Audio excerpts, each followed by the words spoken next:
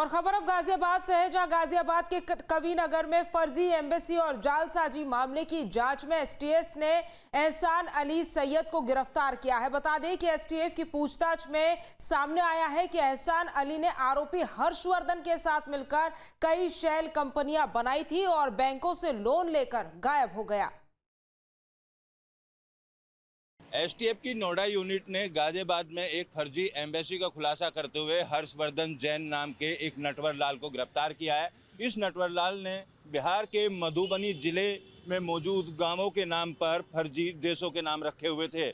STF की जांच में एक के बाद एक खुलासा लगातार सामने हो रहा है। साथ ही एक नया नाम इस पूरे मामले में निकलकर सामने आया है, जो स्विट्जरलैंड का है, एहसान अली। एहसान अली स्विट्जरलैंड में बड़े कारोबारी के तौर पर अपनी पहचान दिलाता है और आर्म्स डीलर्स के कांटेक्ट में आने के बाद एहसान अली से हर्षवर्धन जैन की मुलाकात विदेश में हुई और मुलाकात होने के बाद से ही लगातार दोनों एक दूसरे के संपर्क में थे।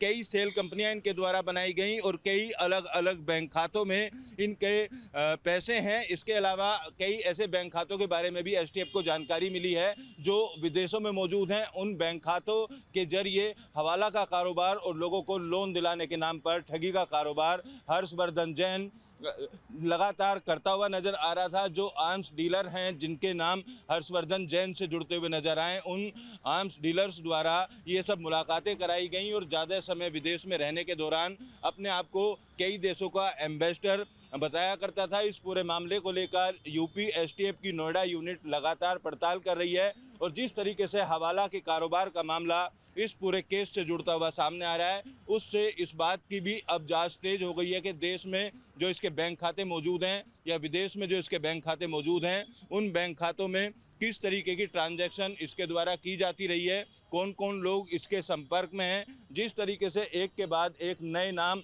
अब इस पूरे केस में सामने आ रहे हैं, उसके बाद कहीं ना कहीं विदेशी जांच एजेंसियां भी अब उस पूरे केस पर नज़र बनाए हुए हैं। तो देखना होगा आने वाले समय में कितने और नाम अब इस पूरे केस में निकल कर सामने आते हैं। फिलहाल गाजियाबाद की कोठी पर जो गाड़ियां खड़ी हुई थी, उन गाड़ियों को पुलिस ने जब्त कर कविनगर थाने में रख लिया गया है। कोठी से उसकी नेम प्लेट भी हटा दी गई है और यूपी एसटीएफ हो सकता है आने वाले दिनों में हर्षवर्धन जैन को रिमांड पर लेगी और रिमांड पर लेने के दौरान उसके मोबाइल को जिस तरीके से खंगाला जा रहा है, अन्य जानकारियां भी उससे ली जाएंगी। और जिस तरीके से स्विट्जरलैंड सहित दुबई और कई देशों के नाम सामने आए हैं, इन देशों में किस तरीके का कारोबार इनके द्वारा किया जाता था, उससे भी आने वाले दिनों में कई पर्दे उठने वाले हैं। वीडियो जर्नलिस्ट अजय कुमार के साथ अमित चौधरी, न्यूज स्टेट नोएडा। जहाँ भक्ति है हर शब्द में, कथाओं में छिपे हैं दिव्य रहस्य और ज्योतिष देता है जीवन को दिशा। धर्म से जुड़ी हर बातों को जानने के लिए हमारे चैनल स्तुति को सब्सक्राइब करें। चैनल पर जाने के लिए इस लिंक पर क्लिक करें।